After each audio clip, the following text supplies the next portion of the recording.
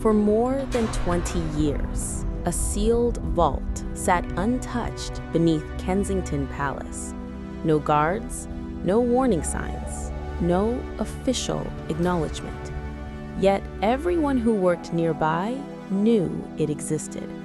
They avoided the corridor, they lowered their voices, and some quietly called it the ghost room. The bronze plate on its door carried only two initials, D.S., Diana Spencer. Prince William first noticed it as a child. He learned quickly not to ask questions that made rooms go cold. As an adult, he still stayed silent until the day an envelope arrived. No name, no return address. Inside, just one line. The vault holds the vision she feared would die with her. The handwriting felt familiar, unsettlingly so, and for the first time in his life, William stopped walking past the door. He stared at the initials and decided to break protocol. Opening the vault wasn't simple. It required 3 separate keys, each hidden in different corners of royal authority. One in the late Queen's archives at Windsor, one concealed inside Diana's former apartment, and the third believed to be in Charles's private collection. William retrieved them quietly, strategically, as if even sound itself could trigger resistance. In the days leading up to it, he grew distant.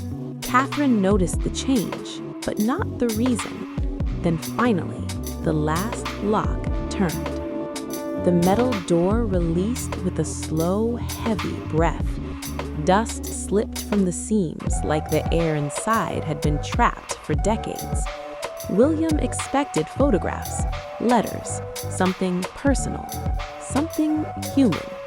Instead, he found a thick red velvet folder. On top lay a single document signed in Diana's hand. One chilling line stood out. To the one who must finish what I started. As William read further, confusion hardened into disbelief. Diana had named Catherine, not William, not Harry, Catherine, as the sole heir to what she called her personal vision. There was no explanation, only a legal declaration dated less than a month before her death. It didn't feel like a gift. It felt like a fracture, splitting the story William had carried since childhood into pieces he could no longer reassemble. Beneath the velvet were more documents, not sentimental, structural, plans designed to move influence, not emotion. And the same question echoed through every page. What did Diana mean by vision? Then, William found something even more shocking. A second handwritten will. It bypassed both sons entirely and again named Catherine as the steward of her legacy. Why Catherine? And why before anyone could have predicted she'd even enter the royal family? Diana's words carried a calm certainty. This wasn't about jewels, titles, or royal privilege.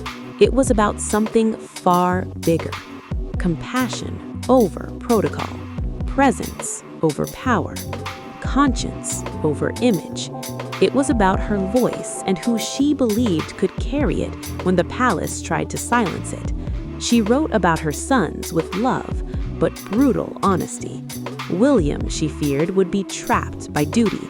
Harry, she believed, might run from confrontation.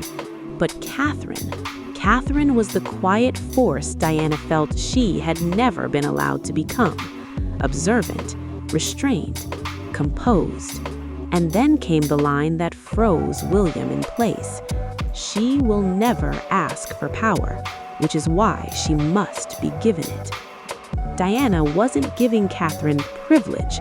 She was giving her responsibility, dangerous, lonely, placed deliberately beyond the reach of palace revision. The documents outlined a network of influence, letters to global human rights leaders, recordings intended for trusted charities, personal contacts across the world. It read less like an inheritance and more like a blueprint. Reform without rebellion, change without spectacle, and at the center of every thread, Catherine. The date hit hardest, just 23 days before Diana's death in Paris. William didn't feel betrayed. He felt assessed, measured by his mother's foresight, and found vulnerable to the machinery he had been born into. Then he turned another page and discovered something worse than inheritance, a warning. "If anything happens to me," Diana wrote, "look not beyond the palace, but within it." Inside the vault was a detailed record, 2 columns, those who guard, those who erase. Names still embedded in palace life, short notes beside them, like intelligence briefings. Obeys, Charles. Leaks to press. Fears replacement. Diana also described a growing influence reshaping the monarchy's narrative. Who controlled the language? Who gained access? Who quietly repositioned her legacy? This wasn't gossip. It was a map. She feared her story would be rewritten, that she would be remembered as unstable, emotional, a problem the institution had survived, and she prepared for it. Analog tapes, coded messages, records distributed beyond royal control. Some had already gone missing. Proof, she believed, that the struggle had started long before her death. At the center of every page, Catherine again.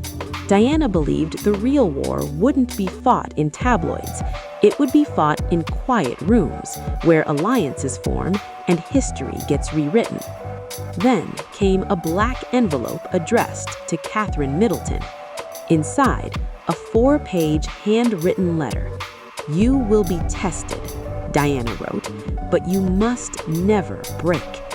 There were no politeness, no gentle introduction, just truth. She described noticing Catherine years earlier at a quiet charity event.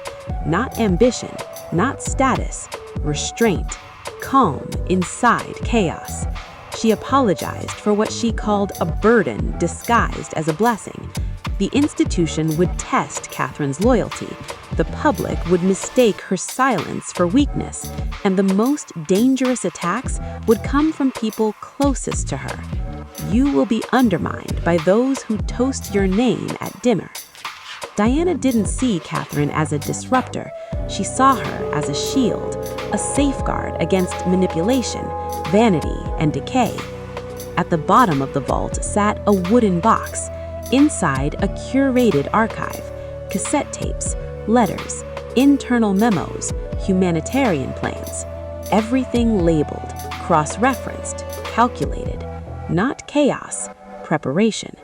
In one recording, Diana described feeling watched, cars appearing too often, calls with no voices. In another, she said her public downfall hadn't come from strangers, but from people seated just a few chairs away at royal banquets. These weren't confessions, they were evidence logs. And now they were in Catherine's hands. William realized something chilling. This wasn't a legacy, it was a survival plan. Then came the final envelope, sealed with Queen Elizabeth's insignia. The letter inside was dated 6 months before her death, and it revealed something William never expected. The Queen had known. She knew about Diana's vault, and she had quietly supported Catherine's rise all along. "There are legacies the crown was not ready to carry," she wrote, "but we must carry them nonetheless." She described Diana's vision as bold, necessary, ahead of its time. She admitted regret, watching the institution isolate the woman who had brought humanity into it. And then she wrote something that changed everything. History would favor the heart, not the hierarchy. She spoke of Catherine not as an outsider, but as a stabilizing force, someone who endured scrutiny, betrayal, and loneliness without weaponizing attention for power. She has carried the storm with grace. When William finished reading, nothing felt the same. This was never just about the past. It was about the future of the monarchy and who now held its most dangerous truths. Not the king, not the heirs, but the one person who never asked for power and was chosen to carry it anyway.